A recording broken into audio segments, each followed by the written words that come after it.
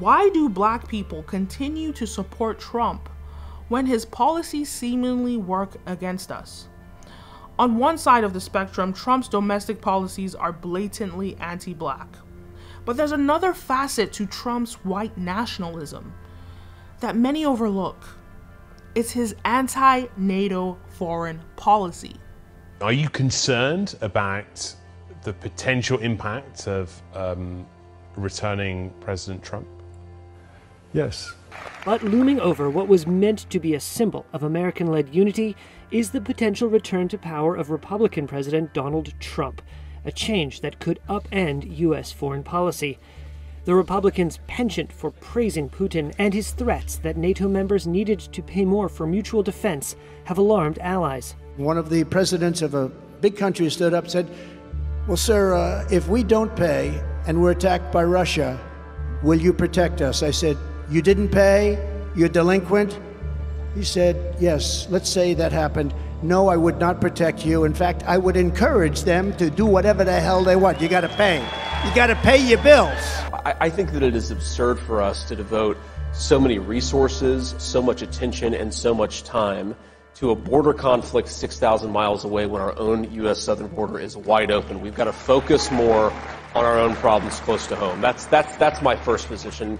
Really, if you dig in from there, what I've argued is, look, we know that Democrats are obsessed with Russia. The Russia collusion hoax, everything for the past 6 years has been Russia, Russia, Russia. The other president, former President Trump, who may come back again, is part of the quiet conversations off to the side, Chris, where the other NATO countries outside of the United States are talking about, if Trump comes back, what does it mean for the alliance? Trump has sent shivers down NATO's spine, forcing them to scramble and Trump-proof their militia.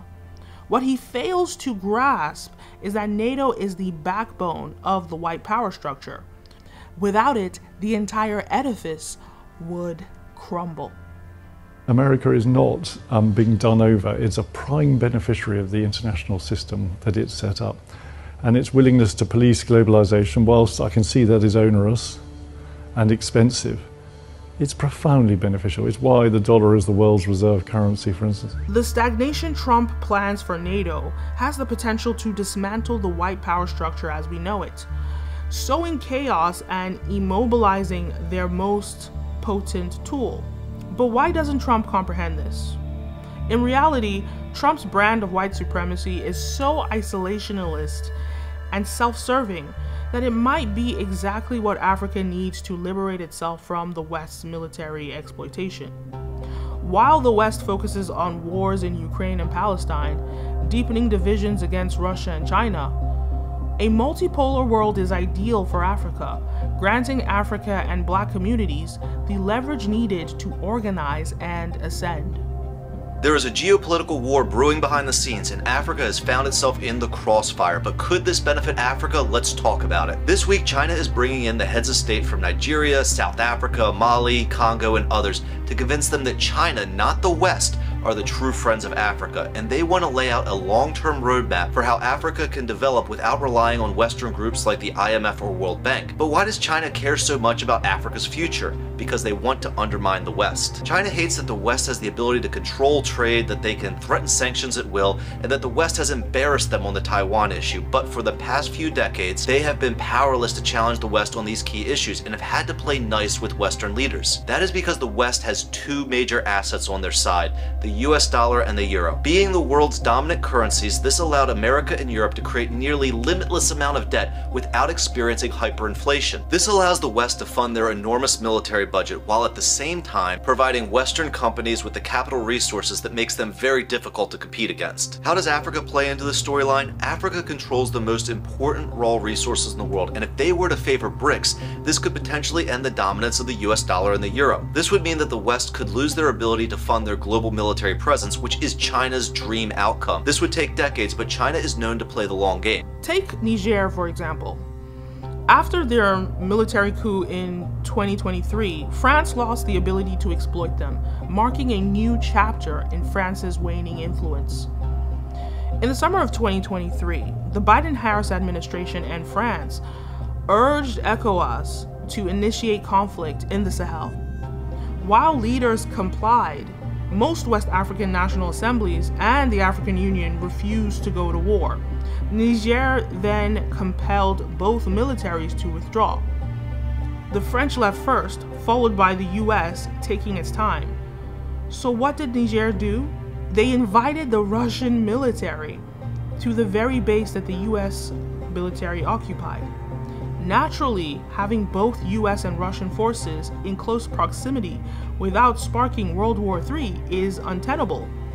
Consequently, the US was forced to retreat from Niger. These are the types of strategic maneuvers Africa can employ as the East and the West vie over who possesses more semiconductor AI chips. Another issue is the Central Intelligence Agency, or the CIA, and Trump's promise to dismantle the deep state. Here's my plan to dismantle the deep state and reclaim our democracy from Washington corruption once and for all. We will clean out all of the corrupt actors in our national security and intelligence apparatus, and there are plenty of them.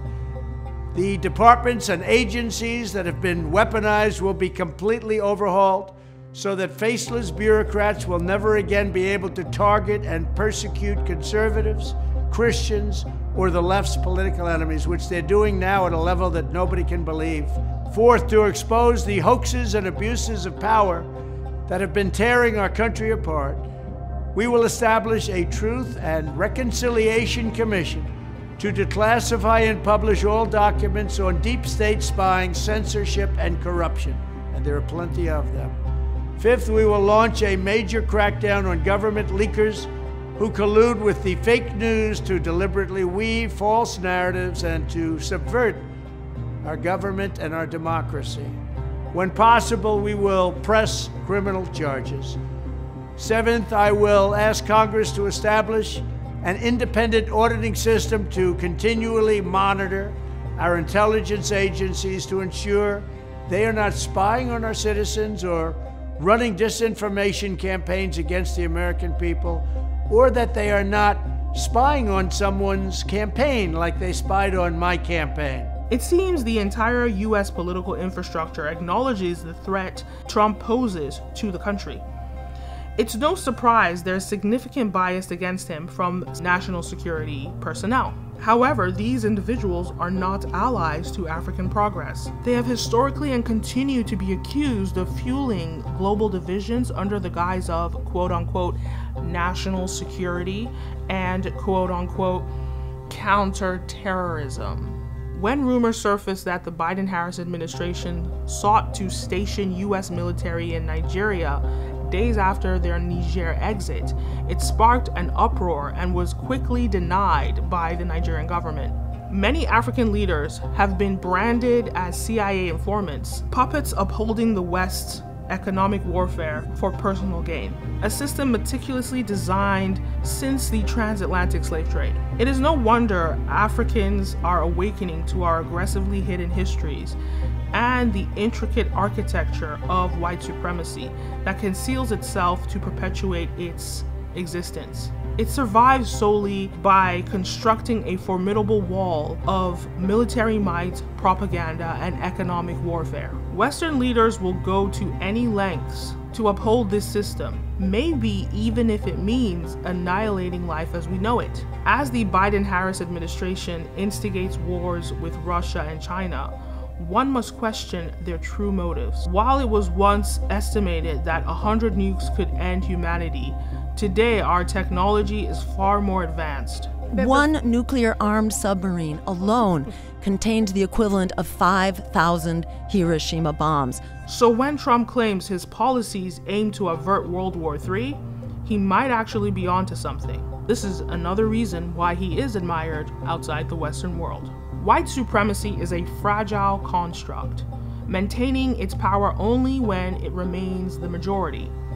Trump's agenda, echoing failed pursuits of his Nazi relatives, threatens the stability of this construct. While Trump poses significant risks to various aspects of the modern world, the Western opposition to him largely stems from his threat to the established white power structure. There's a certain exhilaration in witnessing this, like a bomb poised to detonate.